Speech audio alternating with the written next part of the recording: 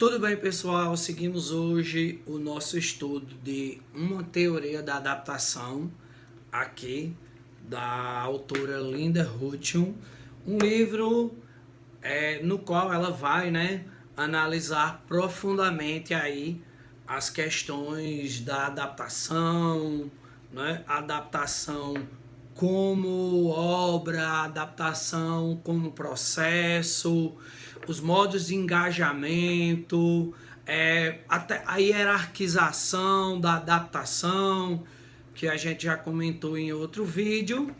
E hoje eu queria seguir esse estudo, mas fazendo um comentário do que um vídeo muito teórico ou parecendo uma aula, e usando aí o filme Duna, parte 2, para tentar fazer essa justificativa. Eu começo essa análise e esse comentário a partir do dito por Kleber Mendonça Filho no Twitter esses últimos dias, no qual ele comenta sobre a estrutura dos 3 atos que estava lá no Robert McKee, Eu conheço a estruturação dos 3 atos a partir da teoria do Robert McKee.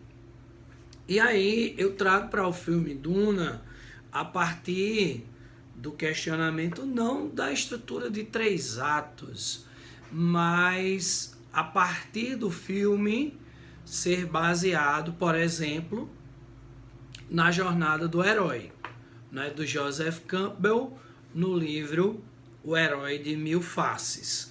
Aqui eu trago a parte do livro da Linda Hutton, que ela comenta o que exatamente é adaptado e como. Essa partezinha aqui, do livro, no qual ela vai tentar debater o que é reencenado, o que é transformado.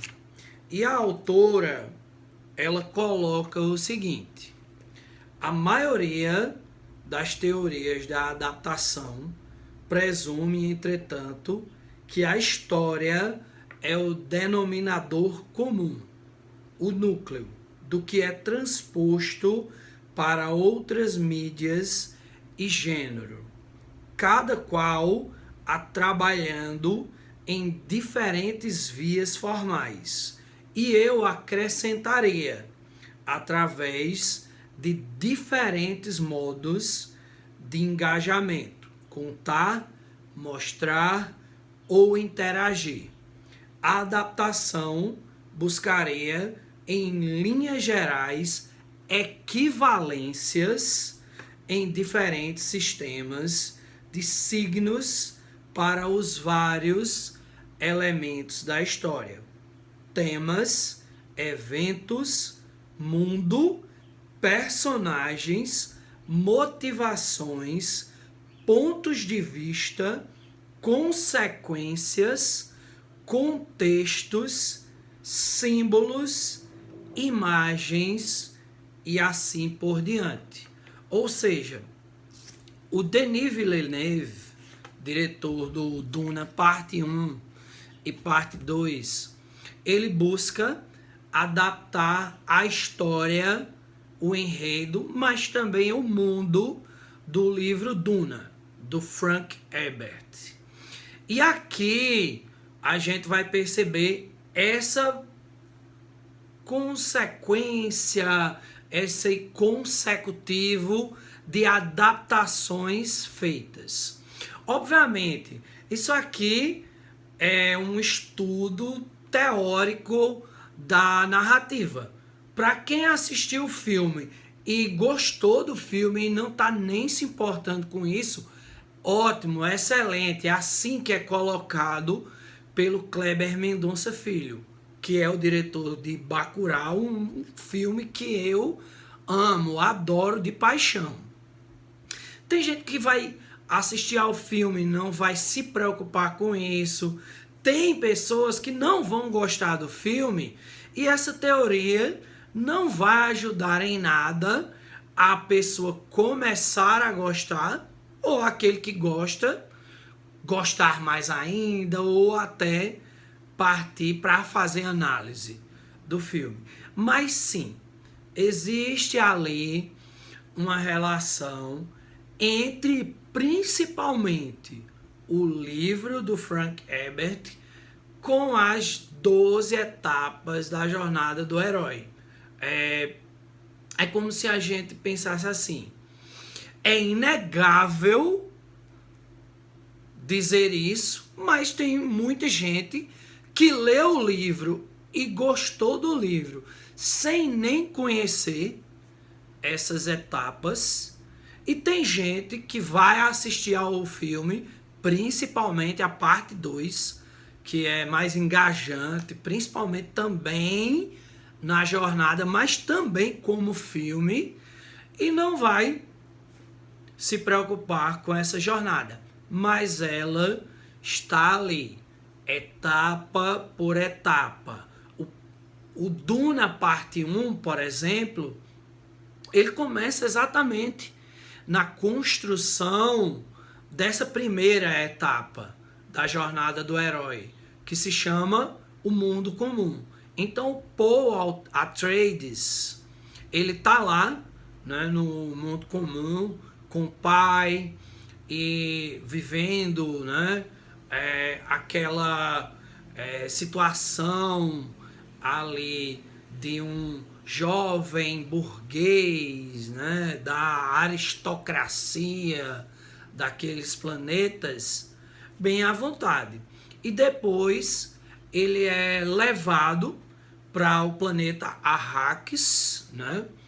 E a partir dessa chegada ao planeta, a gente vai destrinchando no primeiro filme toda essa etapa 2, que é o chamado A Aventura, no qual o Paul, né, é chamado à aventura a partir do momento em que o pai dele é morto e ele é meio que jogado à revelia dentro daquela situação, né? Ele recusa esse chamado de ser esse grande herói, ser esse salvador, né? Porque aqui a gente está tratando da jornada de um Messias. Então o Paul reage a isso quando ele conhece a Shani e ele começa a partir daqui a narrativa da parte 2, né, o segundo filme. E ele se recusa a aceitar esse papel de Messias, né, ao mesmo tempo que no filme, que é um filme bem mais político em torno disso do que o primeiro, ele precisa deixar ainda algumas pessoas acreditarem nesse seu chamado. E aqui a gente vai ter também um encontro com o mentor, né? Que no parte 2 é a figura do Stilgar, né? Que está rendendo ótimos memes, né? Com a questão do Lisan Al-Gaib, que ele fica comentando, né, e falando durante todo o filme, né? Então, esse Stilgar, né, ele é o mentor do Paul Atreides aqui na parte 2, e ele também é essa figura crente, né?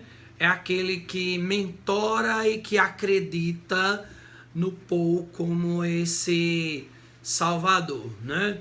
A gente tem a figuração da travessia do primeiro limiar, quando o Paul ele se perde, né? Na verdade ele não se perde, ele é colocado no deserto como o primeiro desafio, né? E essa figuração da parceria dele com a Shani, até a relação amorosa dele com ela, é uma travessia de um limiar diferenciado para esse personagem, né? Porque ele atravessa o limiar também daquele amor. A gente vai ter a figuração das provas, dos aliados e dos inimigos, né? No qual é estruturalmente muito bem representado. O sétimo elemento é a aproximação da caverna oculta, né? No qual o antigo mentor do Paul lá do primeiro filme retorna, o Gurney, e eles vão montar um plano a partir das ogivas para atacar o imperador e também atacar os Harkonnen, que estão ali, né, massacrando de certa maneira o povo Fremen, apesar de que eles já estão reagindo dentro dessa perspectiva da liderança do Paul, que agora já se chama o Sul, né? Então temos a representação clara da sétima etapa da jornada do herói. A etapa 8 é a aprovação máxima, né? No qual ele precisa ir até uma caverna para tomar o líquido azul, que é o sangue, a água da vida, no qual Paul precisa tomar a água para enxergar tanto o futuro como o passado, né? Então ele vai lá, bebe a água da vida que vem dos pequenos vermes, e é o momento em que ele morre, né? E logo depois vem a ressurreição, né? Ele é ressuscitado pelas lágrimas da Shani, e a gente tem aquela cena marcante do Paul voltando, né? Que já é a etapa 10, o caminho de volta. Ele vem pelo deserto e ele atravessa o povo Fremen para representar que ele seria esse Messias, o Salvador daquele povo. A partir daí, a gente tem a etapa 11, que é o grande embate do filme, né? É o clímax do filme, no qual vermes estão lutando, sendo carregados, né, galopados por soldados Fremen, estão derrotando os Vespas helicópteros do imperador, e a gente tem toda aquela batalha, né, épica, gigante, que o Villeneuve nos traz no clímax do filme, mas que culmina, na verdade, no grande embate corporal entre o Paul e o Frey da Alta, né, que é o primo dele, a gente vai descobrir, né, e é o grande embate entre os dois personagens, o Messias e o vilão, e que culmina no encerramento dessa grande guerra, né, e termina com o retorno do Elixir, né, que é a visão agora que o Paul tem do que acontecerá no futuro, e a gente tem o encerramento do filme. Ou seja, como eu falei a vocês, né, é apenas um comentário sobre o filme Duna Parte 2, partir dessa adaptação do livro de Frank Herbert, que propositalmente ou não, ele usa a estrutura dos 12 atos da jornada do herói como variadas outras obras usaram, assim como Harry Potter usou, assim como Percy Jackson usou, assim como Jogos Vorazes usou, e assim como a própria franquia Star Wars usou, tanto se baseando na jornada do herói, como se baseando diretamente no próprio livro Duna. E assim a gente fecha essa perspectiva aqui a partir do filme Duna, considerando a obra como dito pela própria Linda Hutton, né? Ela é um palimpsesto que vem tanto do livro Duna como da jornada do herói proposta ali pelo Joseph Campbell. Ou seja, não é bem um derivado, é muito mais uma derivativa, um primo, né? Ou uma prima, uma obra-prima dessas outras que já existiram. E determina que o filme é um palimpsesto dos outros, mas que essa jornada do herói, ela só está aí para nós que estamos estudando a jornada. Para o telespectador, o que interessa é se o filme vai ser bom para ele ou não, e muitas vezes a preocupação de grande parte do público é com as grandiosas batalhas, com os excepcionais efeitos especiais, com a trilha sonora magnífica do Hans Zimmer e com o romance entre o Paul e a Shani. Então, valeu, pessoal. Assistam ao filme Duna Parte 2. O filme é magnífico. Uma nota 10 aí para o filme. Eu amei, adorei e estava ansioso para poder falar do filme com vocês. Tchau, vocês, e até o próximo comentário.